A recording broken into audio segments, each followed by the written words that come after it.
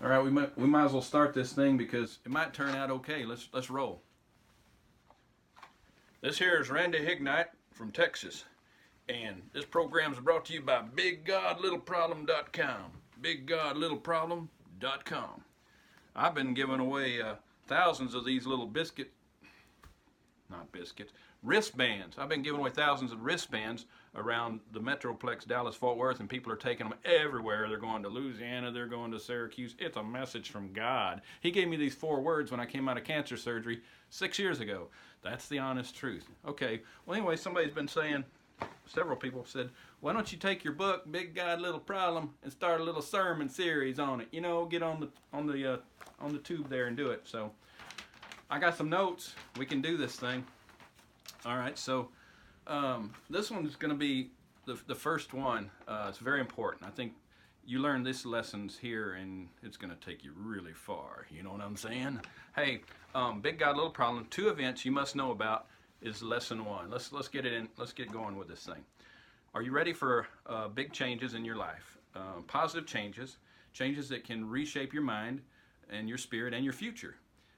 This knowledge has helped me, and as I've taught it to others, this powerful information has brought forth beautiful testimonies throughout many years. I mean, it really has. Confirming that the book that I was allowed to write, called Big God, Little Problem, has concepts and truths that can definitely change an individual's walk with God. Are you looking for a change? I mean, you know, right now, not something that's delayed or hard to understand or some heavy-duty theological, I don't know what, you know, because I don't know that stuff. So if you're ready for a change, you're in the right place. And just moments from now, we're going to get into this thing and give you the beef, and you can learn it for yourself. So do you know that there are 2 direct presence events that happen of disobedience that were direct presence with God that never happen again? And these are so important. I just can't believe nobody's teaching this thing. But anyway, it was revealed to me years ago, so I wrote a book about spiritual warfare and what I was revealed over the 5 years of learning all this stuff, and it's changed my life. In Hosea 4:6, it says, "My people are destroyed from lack of knowledge." Hosea 4:6. Look it up yourself, you know, and it's truth, you know. I mean, a little bit of my background.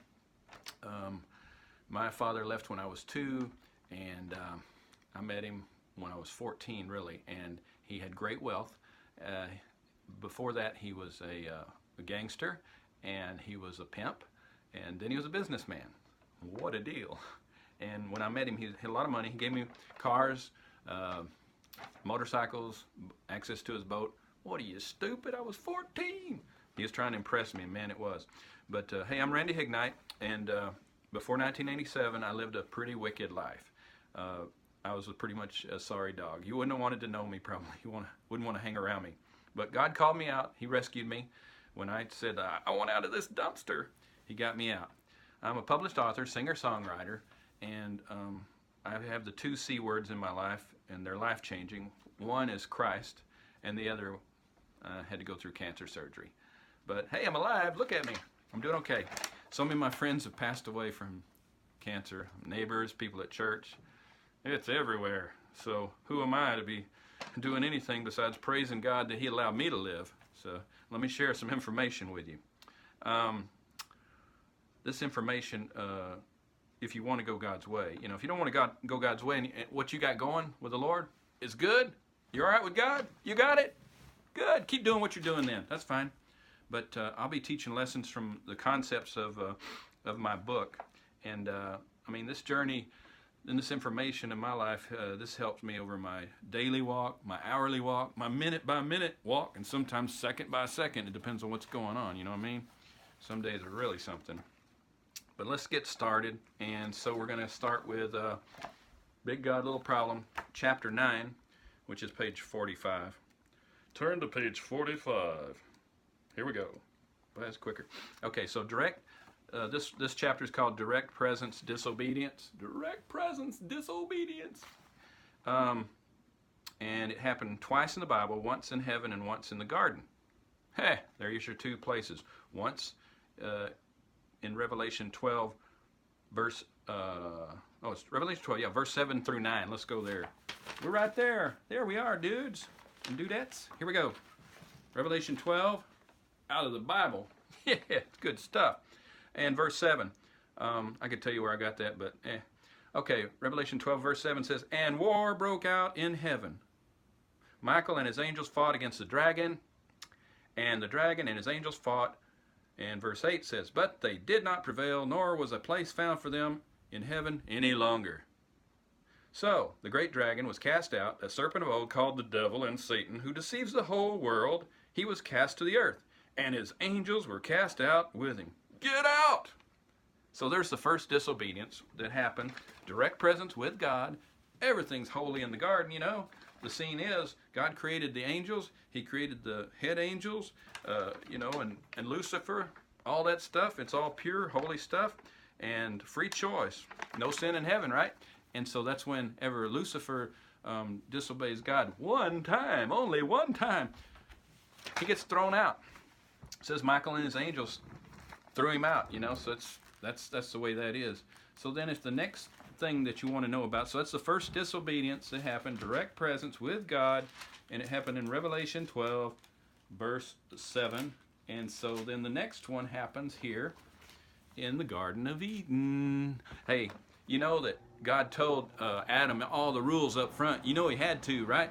And then he told the rules to them, and they knew what to do, because he says, "And the Lord commanded the man, saying, of every tree in the garden you may freely eat," verse 16 in chapter 2, "but the tree of the knowledge of good and evil you shall not eat, for the day that you eat it you shall die."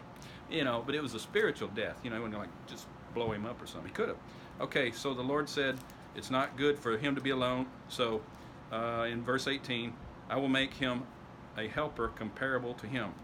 So out of the ground of the Lord formed every beast of the field and every bird of the air, and brought them to Adam to see what he would call them. That looks like a duck over there to me. You know, he got to name the animals. Hey, there's a squid riding a camel. I don't even know. Okay, so anyway, now in chapter 3, the temptation of man. Now the serpent was more cunning than any beast in the field which the Lord had made. So that's the serpent going on. To the woman, he says, right there in verse, let's start out in 2. "And the woman said to the serpent, we may eat the fruit of the trees of the garden, but of the fruit, what's a fruit? Of the fruit of the tree which is in the midst of the garden, God said, you shall not eat it, nor shall you touch it, lest you die. And the serpent said to the woman, you shall not die. For the Lord knows the day you eat, your eyes will be open, and you'll know good and evil.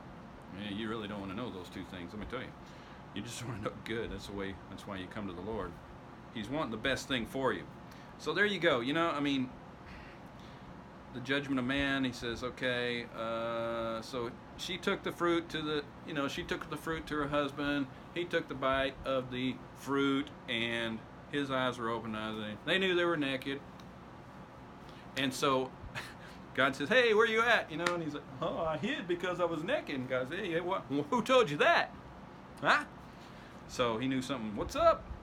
And so he says, in verse 11 of chapter 3, he says, and he said, who told you that you were naked? Have you eaten from the tree which I commanded that you should not eat? And the man said, this is the first finger pointing. The woman, the one you gave me, she told me.